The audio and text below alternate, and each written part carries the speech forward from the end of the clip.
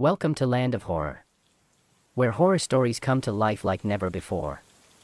In today's video, we will explore chilling true events, unsolved mysteries, and the fears lurking in the shadows.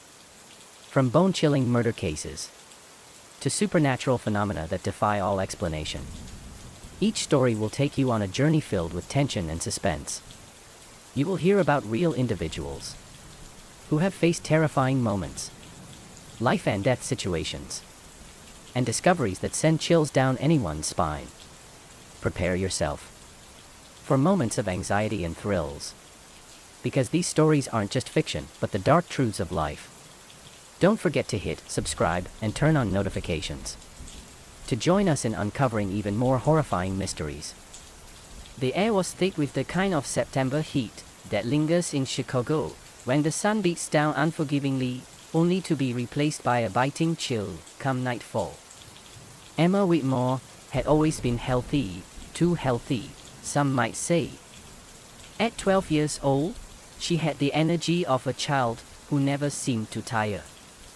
Whether it was her after-school activities or spending hours riding her bike up and down the block, Emma was always in motion.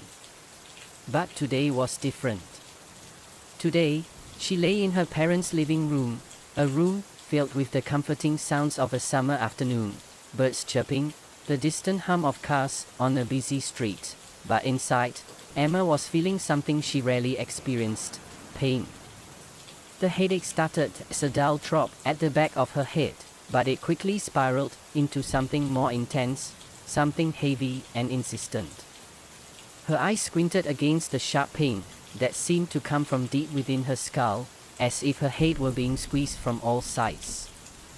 Emma touched her forehead, the skin warm, but not too warm.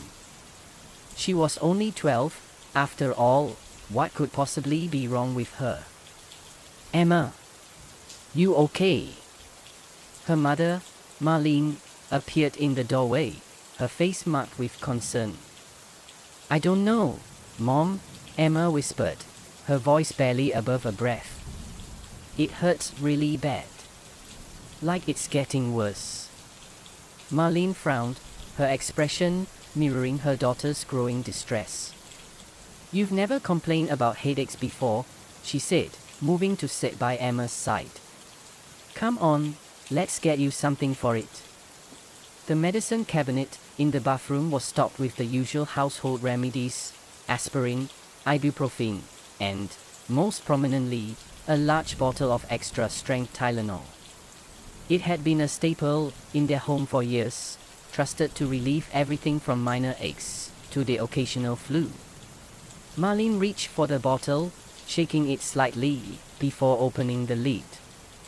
Inside were the familiar red capsules, each one looking almost too harmless, too small for something that could really have any effect at all.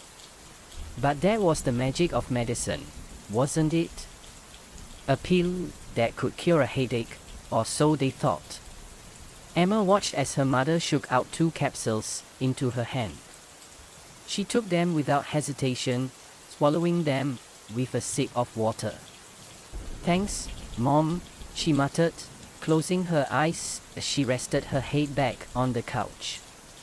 It felt like only minutes before the pain began to grow sharper. At first, it was as though the headache was growing deeper in her skull, the throbbing becoming more insistent, almost like a hammer hitting the side of her head. But then came the sensation of tightness, of pressure, as if something was squeezing the very air out of her lungs. Emma gasped, sitting up suddenly. Mom, I don't feel right," she stammered. Marlene turned around just in time to see her daughter's face draining of color.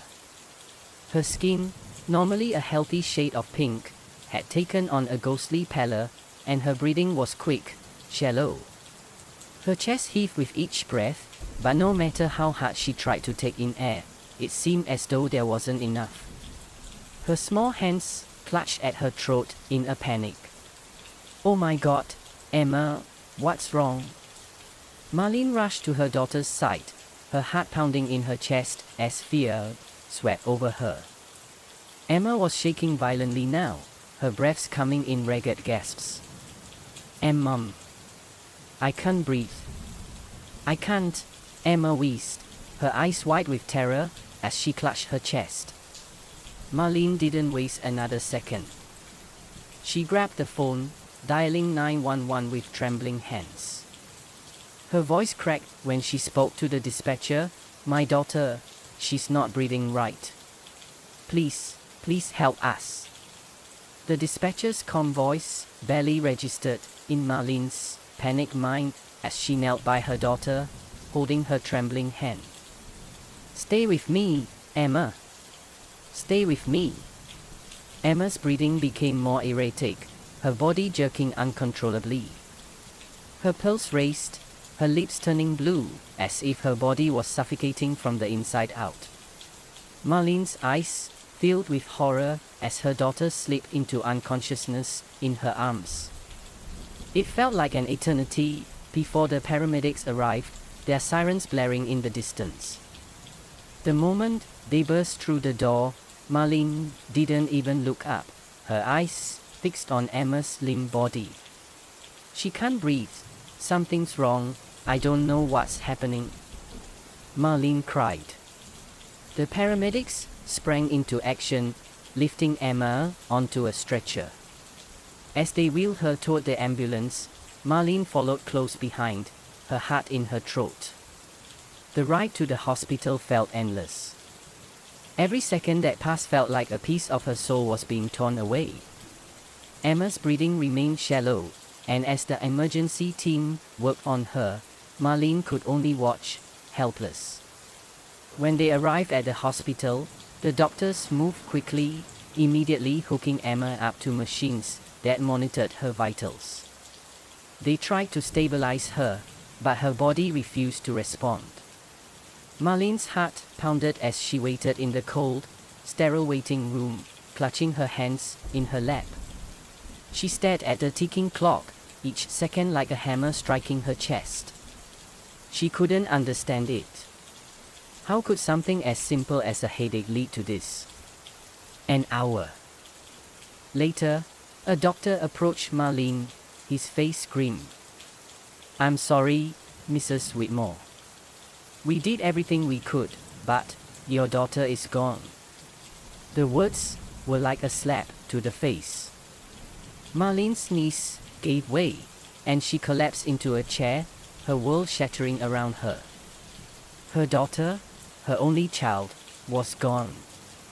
It wasn't until later, when the toxicology report came back, that they would discover the truth. The cause of death wasn't a freak accident. It wasn't a rare illness. It was something far more sinister. Emma Whitmore had been poisoned. And the poison? Potassium cyanide. A substance so deadly that it could shut down the human body in minutes. The shock rippled through the Whitmore family like a tidal wave. What could have caused such a thing? And, more terrifyingly, how had it happened? Marlene was about to find out that the bottle of Tylenol she had trusted for years had been laced with this poison. And she wasn't the only one. While Emma's family struggled to make sense of their grief, the news spread quickly. Another death linked to the same medicine. A man, Michael Harris, a local businessman, had taken the same Tylenol for a headache and had fallen to the same fate, his life snatched away in the same mysterious way. It wasn't just coincidence anymore. The police had a serious case on their hands, one that would soon explode into a national scandal. But the true horror was yet to come. The next day, the city was abuzz with unsettling rumors. Everyone was talking about the strange, tragic deaths that had occurred. 2 innocent lives lost in the span of a few hours. It was as though a dark cloud had descended over Chicago, and no one knew why. On the surface, it seemed like a coincidence. A child and a middle-aged man, both dead from separate, unexplained causes. But as the days dragged on, it became clear there was something much more sinister at play. In the quiet streets of Chicago, Life moved on. People went to work, children went to school, but underneath it all, an overwhelming sense of fear gripped the city. Everyone wondered, with annoying unease, if they were next. The only thing that linked the two victims was a single, seemingly innocuous product, extra-strength Tylenol. For the Whitmore family, it was as if the world had turned upside down. Emma's death had cast an unshakable shadow over their home. Marlene and her husband, Thomas, had been left reeling in disbelief. Emma had been such a vibrant, healthy girl. She had always taken care of herself, never been sick, never had a major illness. And yet, in an instant, she had been taken from them. Marlene had hardly slept since that night, and now the nightmare was only beginning. It wasn't long before the news broke of another death linked to Tylenol. This time it was Michael Harris, a successful 42-year-old businessman from a wealthy family. He had been found dead in his apartment just hours after taking the same medication for a headache. His wife, Sarah, had been the one to find him, her screams echoing through their high-rise apartment as she rushed to his side. At first, the cause of his sudden collapse was believed to be a heart attack or a stroke, but the coroner's report came back inconclusive. There was no evidence of natural causes, no warning signs of pre-existing conditions. Just a man, seemingly healthy, who had dropped dead out of nowhere. As the autopsy report was analyzed further, one crucial detail stood out. Both victims had consumed extra-strength Tylenol, the exact same product. In a matter of hours, their lives had been brutally cut short. The news spread like wildfire, with local media and television channels covering every aspect of the investigation. The city was in shock. Detective William Bill McCallum sat at his desk in the downtown police headquarters, staring at a case file that had just been handed to him. The deaths of Emma Whitmore and Michael Harris had left the police force baffled. There didn't seem to be any connection between the two victims beyond their use of Tylenol. There were no enemies, no suspicious acquaintances, no motives, and no apparent reason why someone would want to harm them. McCallum had seen his share of strange cases in his career, but this one was unlike any other. Both victims were healthy individuals with no history of health problems, and the only common thread between them was that they had taken the same medication. It was nearly impossible to fathom how something so common could be linked to death in such a chilling way. His first step was to visit the pharmacy where both victims had purchased their Tylenol. They had been from different parts of the city, but the trail might offer some insight into how this could have happened. As he drove through the crowded streets of Chicago, his mind raced with questions. Was it a random act? Was it a poisoner at work? Could someone really have tampered with the Tylenol on purpose? It wasn't long before McCallum found himself standing outside the pharmacy, a small but busy store on the corner of Roosevelt and Ashland. The store owner, an older man with grey hair and a thick accent, recognized the detective immediately. "We've sold hundreds of bottles of Tylenol this month, officer," the store owner said, shaking his head in disbelief. "I don't understand how this could happen." McCallum nodded. "We are investigating. I need to see the batch number for the Tylenol you sold recently. Do you still have it?" The store owner went to the back of the shop and returned moments later with a receipt and a box of Tylenol. McCallum glanced at the batch number, then took it with him. He knew that this was just the beginning, but the evidence was already pointing towards something deeply troubling. Back at his office, McCallum called the pharmaceutical company that manufactured Tylenol. The conversation was chilling. The company representatives assured him that their production lines were secure, but McCallum wasn't convinced. The idea that the pills were tampered with somewhere along the way seemed too plausible. Is it possible that someone could have interfered with the packaging at a retailer? McCallum asked. The response from the company representative was as cold as it was disturbing.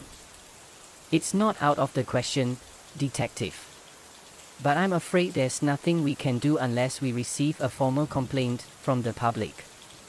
Our packaging is designed to prevent tampering.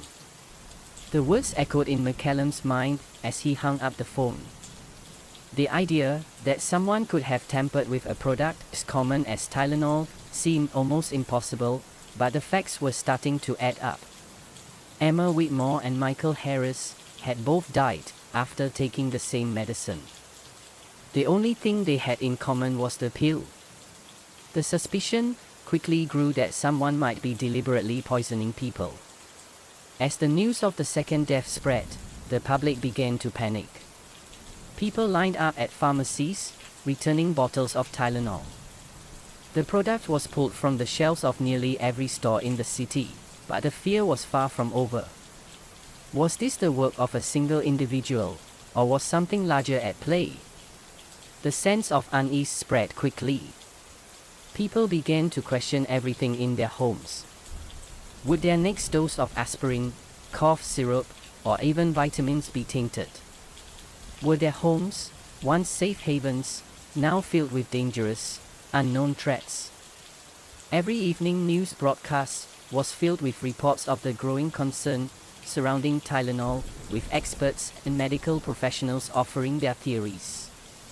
Was it a copycat murder, or had someone orchestrated an elaborate plan to make people afraid of taking medicine? The news outlets, local and national, began running stories that suggested the possibility of someone deliberately poisoning the pills. There were interviews with toxicologists and pharmaceutical experts who explained the dangers of potassium cyanide, the substance found in the victims' bodies, and how it interfered with the body's ability to process oxygen. By the end of the second day after the deaths, law enforcement and government officials had been flooded with tips. Theories abounded. A disgruntled former employee of the company, someone with a vendetta against the pharmaceutical giant, or perhaps even a disturbed individual with an obsession for notoriety. It wasn't long before another body was discovered. This time, it was a man named Peter Collins, a 37-year-old accountant who lived in the suburbs of Chicago. Collins had been feeling slightly under the weather and decided to take some extra-strength Tylenol to relieve his symptoms. Hours later, his wife found him dead in their bathroom, a bottle of Tylenol sitting on the counter. The connection between the deaths was now undeniable. They were all linked to the same product, and soon the entire country was on high alert. People didn't know where to turn for safety.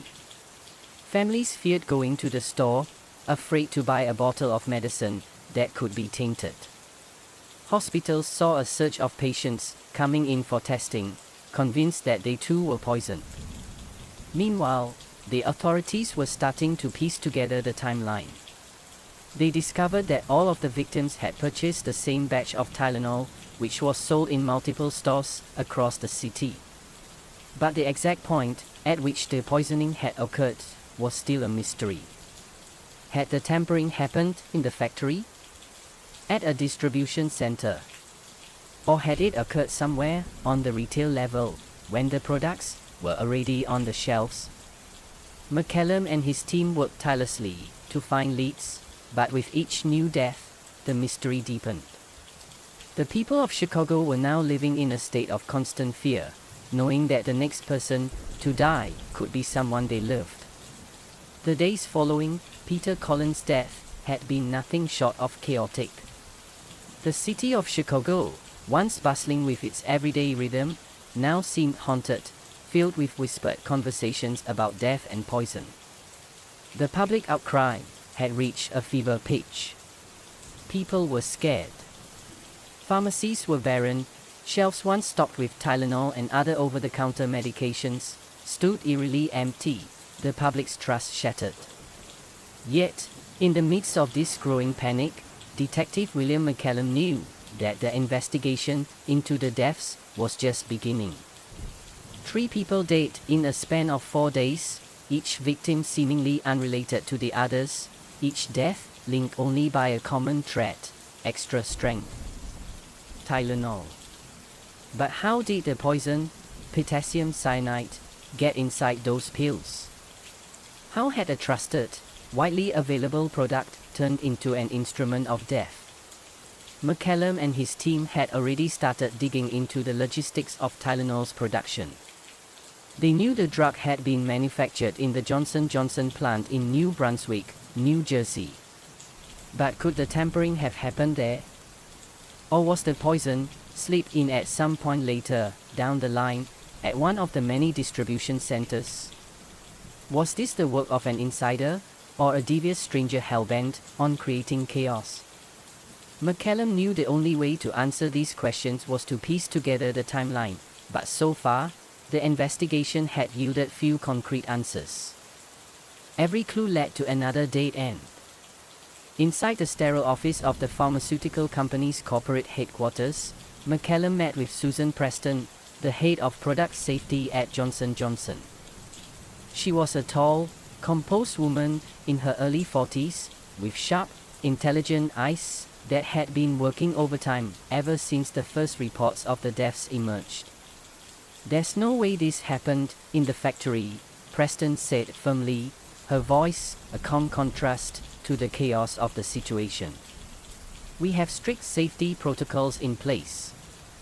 Our products are packaged and sealed under the most stringent conditions.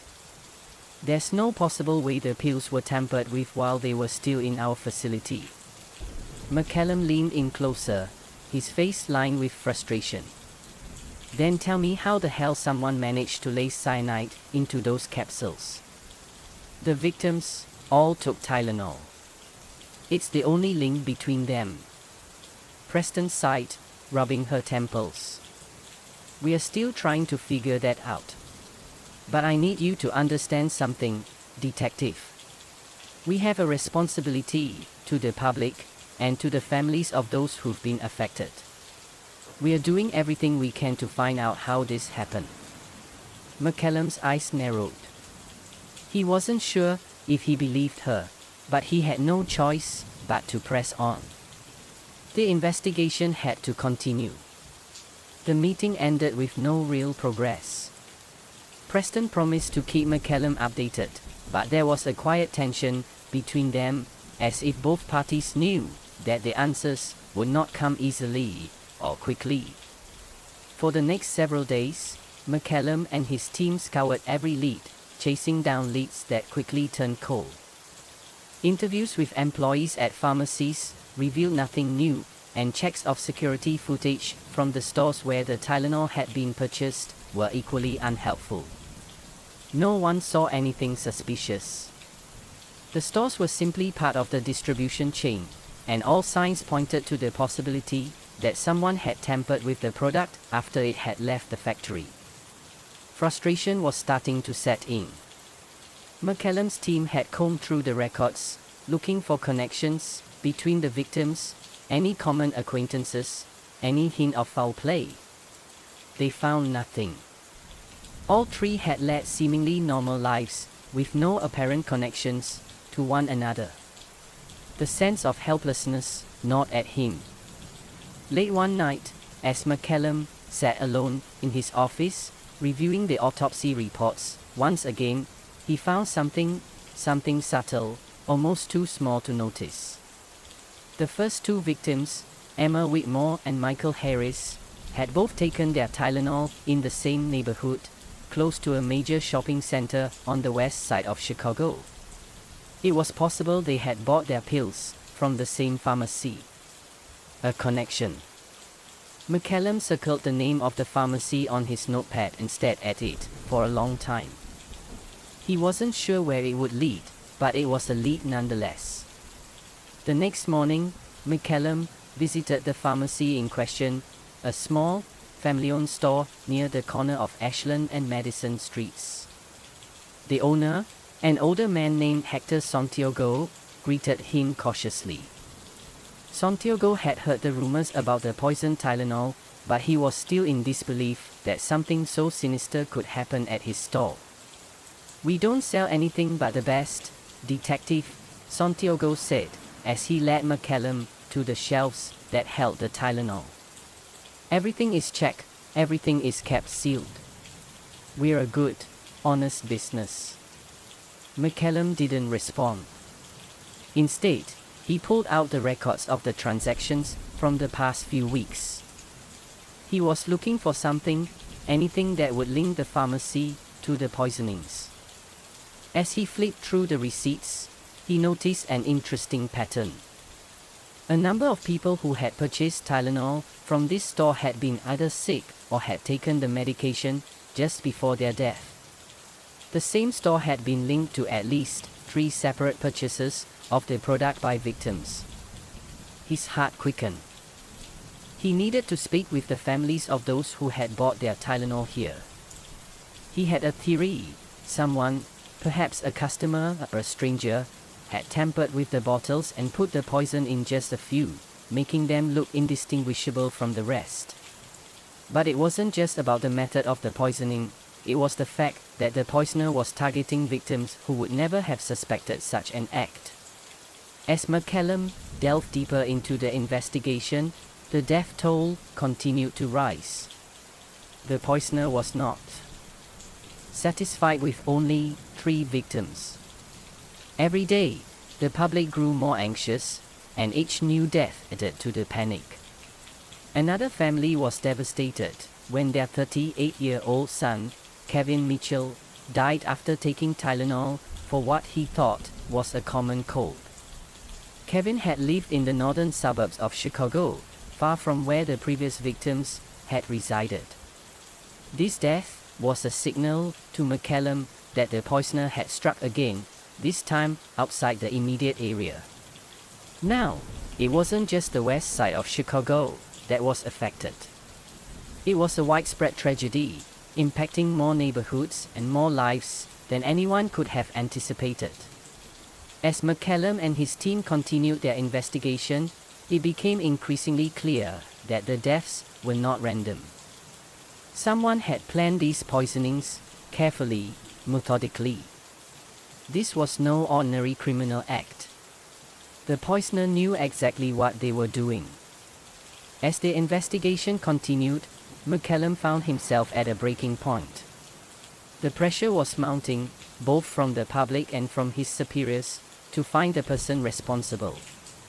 The city was in turmoil, and McCallum had no answers.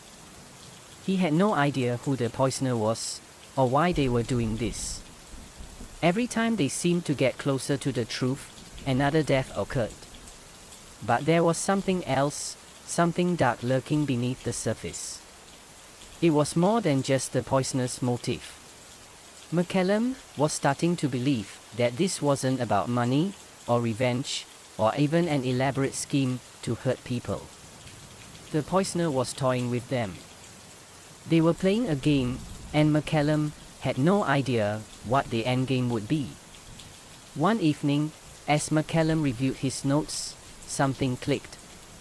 He remembered the last few days of activity in the West Side area, the sudden uptick in people buying Tylenol from pharmacies in the neighborhood. A thought flashed in his mind: could the poisoner have been using the pharmacies to test his victims? Was he experimenting with different stores, different locations, to find the perfect place to strike next? McCallum's hunch seemed to point toward an unsettling reality. Whoever was behind the poisonings had access to information. They knew exactly where to buy the pills, how to tamper with the packages, and how to cover their tracks. As the days went on, the tension in Chicago only deepened. What had begun as a few mysterious deaths had turned into a full-blown public health crisis. The poisonings had thrown the city into chaos, and the fear was palpable. People no longer trusted the products they bought at the store. Every pill bottle, every over-the-counter medicine was now met with suspicion. For Detective William McCallum, the mounting deaths felt like a personal failure. He had spent hours combing through leads, working tirelessly to find the person responsible, but each day brought more unanswered questions and more casualties. The poisoner was still out there, and with each new death, the investigation seemed to drift further from his grasp. He sat in his office, poring over the case files. It had been nearly a week since the last death, Kevin Mitchell, the accountant from the northern suburbs. The poisoner had struck once again, this time in a different neighborhood, far from the original cluster of deaths. It was becoming clear that the poisoner had no pattern other than the Tylenol bottles themselves. McCallum's mind raced. There were no clues, no one had seen anything. No witnesses. No connections between the victims. No apparent motive. And as more time passed, it became evident that the poisoner had grown more methodical and brazen. Maybe we're missing something, McCallum muttered to himself, pacing back and forth. He had been mulling over an idea in his head for days now, one that made him feel a little uneasy, but also seemed to make sense. Could the poisoner be someone who had direct access to the distribution process? Someone with intimate knowledge of how Tylenol was packaged and sold? His thoughts were interrupted when his phone rang. It was an unfamiliar number, but something told him to answer. Detective McCallum? The voice on the other end was cold and deliberate. I know what you're looking for. McCallum's stomach clenched. Who is this? The voice chuckled. Someone who can help. Someone who knows the truth about the Tylenol poisonings. McCallum leaned in, his heart racing. What do you know? I'll tell you everything. But you need to meet me in person. Tonight. I'm not going to tell you over the phone. You've been chasing ghosts, detective. I can give you the answers, but you have to play along. McCallum swallowed hard. This could be a trap. But it could also be the break he desperately needed. Where? McCallum asked, his voice tight. There's an old warehouse near the docks off South Water Street. Come alone. The line went dead. It was nearly midnight when McCallum arrived at the warehouse. The area was deserted, save for the occasional flicker of a streetlight casting eerie shadows over the cracked pavement. The old warehouse loomed ahead, its windows dark and broken. It was the kind of place that gave you a sense of foreboding before you even stepped inside. He hesitated for a moment, but his instincts told him to move forward. He had to know if this was a lead or a trap. As he walked through the front door, the smell of mold and decay hit him. Inside, the warehouse was dimly lit, the beams of light coming from a few scattered, flickering lamps. McCallum's heart pounded as he moved deeper into the room, every step echoing off the cold walls. Then, from the shadows, a figure emerged. It was a man, middle-aged, with dark hair and a gaunt face. He wore a thick overcoat, even though it was warm outside. His eyes, however, were the most unsettling part. There was something cold and calculating about the way he looked at McCallum. Detective McCallum, the man said, his voice dripping with mock sincerity.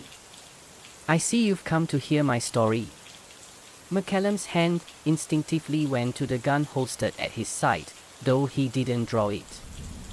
He kept his voice even. Who are you? What do you know about the poisonings? The man gave a low, almost amused laugh. Let's just say I know more than you think. I've been watching. Watching all of you. Watching the people who've been taken. You don't even know how close you are to the truth. McCallum took a step forward, his mind racing. What truth? Are you the one responsible for this? The man smiled, though it didn't reach his eyes. "No, detective. I'm not the one responsible. But I know the person who is." The man stepped closer, his shadow stretching across the warehouse floor. "The poisoner isn't some random lunatic, McCallum. This isn't just about chaos or revenge. This is a carefully planned operation. The poisoner knows exactly what he's doing. And the thing is, he's been hiding in plain sight." McCallum felt a chill run down his spine. "Who is he? Where is he now?" The man's eyes flickered with something like amusement. "You're getting warmer, but you're still missing the bigger picture. The poisoner is someone who's been playing the system for years. Someone who's been in and out of pharmacies, watching the shelves, studying every move. He's not a stranger. You already know him." McCallum's mind was spinning. "What are you talking about?" The man shrugged as if it were all too obvious. "The poisoner is someone who has access to Tylenol. Someone who understands how it works. Someone who knows how the pills are distributed. Someone who knows how easy it is to tamper with the packaging. He's been working inside the system for years." McCallum's thoughts raced, trying to piece everything together. Could it be a former employee of Johnson & Johnson? Or a disgruntled pharmacist with a vendetta? But the man wasn't finished. "Look closer, detective. The answer's been right in front of you the entire time." Suddenly, the man's demeanor shifted. He stepped back into the shadows, his face disappearing into the darkness. "You need to go back to the beginning, McCallum. You've been chasing the wrong leads. Look at the distribution chain. Look at who's been in the stores. Look at the people who had access." He turned and began walking away, leaving McCallum standing there, stunned and confused. "Wait. What do you mean?" McCallum called out, but the man was already gone, swallowed by the night. For a long moment, McCallum stood there, the warehouse eerily silent around him. He had no answers. Just more questions. But he knew one thing for sure: the man had given him a crucial piece of the puzzle. McCallum rushed back to the police station, determined to follow up on the mysterious lead. He couldn't shake the feeling that the poisoner wasn't a random outsider, but someone embedded deep within the system, someone with insider knowledge. The next morning, McCallum and his team went over the evidence they had collected. They examined every possible angle: pharmaceutical records, distribution logs, even employee rosters from Johnson & Johnson and the pharmacies. It was then that they uncovered something strange. In the records of one particular pharmacy, a name appeared repeatedly in the days leading up to the poisonings. It was a name that had been connected to both the company and the stores where the Tylenol bottles were sold. The man worked for the distributor, a warehouse manager who had access to the shipments and the inventory of Tylenol in the city. His name was Samuel Grant. McCallum's team immediately moved to track down Grant. The name was not one that had come up during their earlier investigation, but now it seemed to be a crucial link. As they dug deeper into his background, they discovered that Grant had been working for a major pharmaceutical distributor for over a decade. He had access to the delivery schedules and the inventory of over-the-counter drugs, including Tylenol. It all started to fall into place. But as they moved in on Grant, McCallum knew that this case was far from over. The poisoner had been closer to them than they had realized. The clock was ticking. Detective William McCallum knew that every hour that passed without a breakthrough meant more potential victims. The deadly Tylenol poisonings were still ongoing, though they had slowed. The public was on edge, avoiding over-the-counter medicine in droves. But the poisoner was still out there, hiding behind a facade of normalcy. McCallum's team had tracked down Samuel Grant, the warehouse manager who, according to their investigation, had access to the Tylenol shipments. He was the prime suspect, though no hard evidence had been found yet to tie him directly to the poisonings. Still, the pieces were starting to fit together, and McCallum could sense that the end was near. But there was a problem. Samuel Grant had disappeared. McCallum stood in the small, cluttered office at the Chicago Police Department, staring at the missing persons report on his desk. Grant's apartment had been emptied, and his vehicle was nowhere to be found. It was as if he had vanished into thin air. "We've been chasing shadows," McCallum muttered under his breath, frustration creeping into his voice. Detective Ross, his colleague and longtime friend, leaned against the wall, arms crossed. "We've got to find him before he strikes again. We're running out of time."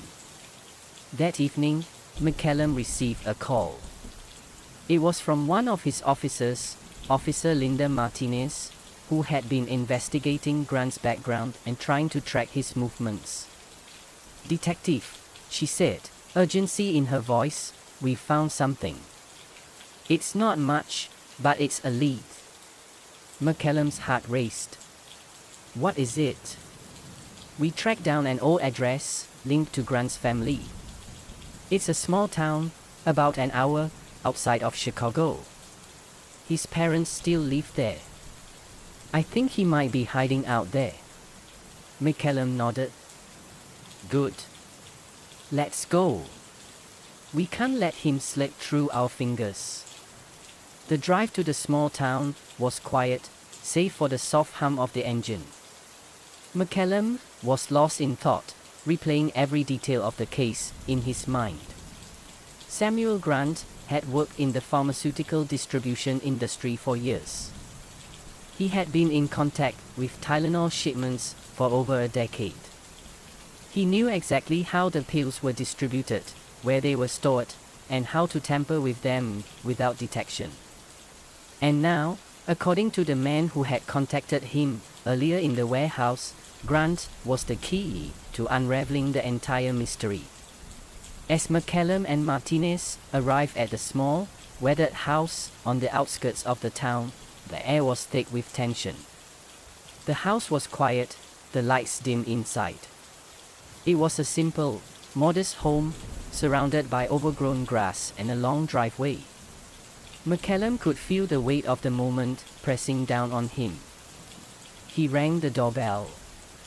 After a few moments, an elderly woman with graying hair answered the door. Her eyes were tired, and her face was weathered by time. "Can I help you?" she asked in a thick, Midwestern accent. McCallum stepped forward. "Mrs. Grant? We're looking for your son, Samuel Grant. We believe he may be involved in an ongoing investigation. It's important that we speak with him." The woman's face went pale at the mention of her son's name. "Sam? I haven't seen him in days," she stammered. "He's been acting strange lately, more withdrawn, paranoid. He wouldn't tell me where he was going." McCallum's gut tightened. "Do you have any idea where he might be now? Any place he would go to hide?" She shook her head, her hands wringing together nervously. "He never told me anything about where he was going. He said he needed some time to think. But he's not the type to just run away. Not like this." McCallum exchanged a glance with Martinez. There was something unsettling about the woman's demeanor. She seemed genuinely concerned, but also strangely distant. Could Samuel Grant have been hiding something from his own family? That night, McCallum and Martinez returned to the city, only to receive a tip from a local informant. The informant claimed to have seen Samuel Grant in a part of town known for its abandoned warehouses and rundown buildings. It was a dangerous area, but McCallum knew they had no choice. If Grant was hiding, this was the place he would be. They arrived just after midnight, the streets eerily silent except for the distant hum of passing traffic. McCallum felt a knot tighten in his stomach as they walked through the dark, dilapidated alleyways. Suddenly, they heard a noise, faint but unmistakable. A door creaked open in the distance. McCallum motioned for Martinez to follow him, and they approached cautiously. The dim light from their flashlights flickered in the darkness, illuminating the scattered trash and broken glass on the ground. Then, from the shadows, a figure emerged. It was Samuel Grant. McCallum stepped forward. "Grant, we need to talk." Grant froze, his eyes widening in panic. He was disheveled, his clothes stained, his hair matted and wild. He looked like a man who hadn't slept in days, haunted by something far deeper than fear. "I didn't do it," Grant whispered, his voice trembling. McCallum narrowed his eyes. "You didn't do what?" "The poisonings," Grant said, backing away slowly. "I didn't poison anyone." McCallum took a step closer. "Then why are you running, Grant? Why have you been hiding?" Grant's breathing became ragged, his hands shaking. "I didn't know. I was just following orders. They told me it would be a quick job. I didn't think anyone would get hurt." McCallum's heart sank. Who? Who told you?" Grant's eyes darted around, as if searching for an escape. I can't say. They'll kill me if I talk. They'll come for me." It was clear that Grant was terrified, but McCallum wasn't about to let him off the hook without more information. He moved closer, trying to get Grant to calm down. "Listen to me, Grant," McCallum said, his voice steady but firm. "If you help us, if you tell us what you know, we can protect you. But if you don't, this won't end well for you. We know you've been involved in something far bigger than you. The poisonings, it wasn't just an accident." Grant's face went pale. "I didn't mean for this to happen," he sobbed. "I didn't know they would use cyanide. I thought it was just a shipment mix-up. But when they found out what had happened, they said I had to take the fall. I was supposed to keep my mouth shut. I was just trying to survive." McCallum's mind raced. This was bigger than he had imagined. Someone had orchestrated the poisonings, and Grant had been part of a much larger conspiracy. But who were they? And why was Grant involved? As McCallum and Martinez pressed Grant for more details, the truth began to unravel. It was clear now that the poisonings were not random acts of violence. They were part of an elaborate scheme involving pharmaceutical insiders, possibly even rival companies, attempting to destroy Johnson & Johnson's reputation and market share. Grant had been used as a pawn, a scapegoat. But the most shocking revelation came when Grant, trembling and broken, finally named the person behind it all. It was one of the higher-ups, Grant gasped. A man who knew how to manipulate the system. His name is Charles Winton. He's been using the Tylenol shipments as a cover to sabotage the company.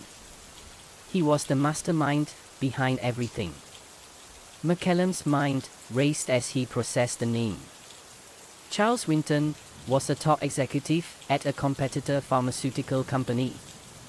He was ruthless, known for his cutthroat business tactics, and had a history of questionable ethics. If what Grant said was true, Winton had orchestrated the entire scheme, not just to harm Johnson & Johnson, but to undermine the entire pharmaceutical industry.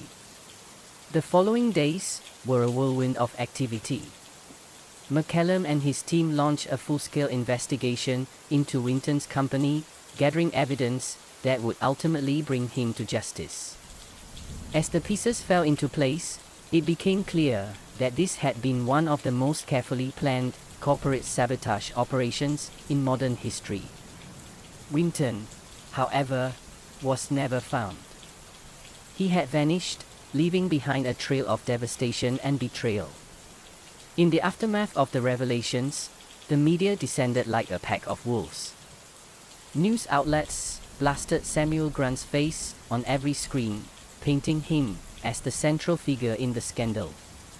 They didn't yet know about Charles Winton, nor the shadowy corporate sabotage that had turned a health crisis into a deadly tragedy. McCallum's team needed more evidence to take Winton down and prevent another wave of poisonings. But every day that passed brought new headlines, each one stoking more fear in the public. The city of Chicago was on edge. Stores pulled every bottle of Tylenol from their shelves, and pharmacies were swamped with calls from frightened customers. The poisonings had stopped for now, but there was a palpable tension in the air. Everyone was waiting for the next tragedy to strike. Back at the precinct, McCallum pored over the latest evidence with his team. Despite Grant's confession, there was still no solid proof linking Charles Winton to the tampered pills. Without it, they couldn't move forward. Then, something caught his eye, a financial document buried in Grant's personnel file. It showed a substantial payment to Grant's account, far beyond what someone in his position should have earned. The payment came from an offshore account linked to a shell corporation. McCallum's instincts told him this was Winton's doing. "We've got him," McCallum said, barely able to contain his excitement. "We follow the money." Winton used this shell company to finance the entire operation. Detective Ross leaned in, scanning the document. "We'll need more than this to take him down. He's too well protected. If we make a move too early, he'll disappear, just like before." McCallum nodded. "We need him to slip up. We need something he can't hide from." As McCallum and his team built their case against Winton, a new wave of fear rippled through the city. A man in a northern Chicago suburb had been hospitalized after taking what he thought was an over-the-counter sleeping aid. It wasn't Tylenol, but the symptoms were eerily similar. He had ingested cyanide-laced pills. The media, always quick to fan the flames, declared it a resurgence of the Tylenol murders. Panic swept the area, and police departments statewide were overwhelmed with calls from terrified residents. McCallum knew the clock was ticking. They had to move on Winton before more lives were lost. Through a series of carefully coordinated searches and subpoenas, McCallum's team uncovered the paper trail that led directly to Charles Winton. The shell companies, the offshore accounts, the shadow deals, it was all there. But the final nail in the coffin came when they intercepted a series of emails between Winton and an executive at Grant's former warehouse. The emails detailed Winton's plan to sabotage Johnson & Johnson's brand and included instructions on how to handle the poison shipments. With the evidence in hand, McCallum coordinated with federal authorities for a high-stakes raid on Winton's mansion. The operation took place in the dead of night, under a shroud of secrecy, to prevent Winton from fleeing. McCallum, clad in tactical gear, led the charge as a team of agents stormed the property. They found Winton in his lavish office, surrounded by papers and files, as if he'd been preparing to run. He didn't resist when they placed him in handcuffs, but there was a smugness in his eyes that unsettled McCallum. "You think this will end it?" Winton sneered as he was led away. "You have no idea how deep this goes." McCallum stared at him, feeling a chill creep up his spine. We'll see. The trial of Charles Winton was one of the most anticipated court cases in modern history.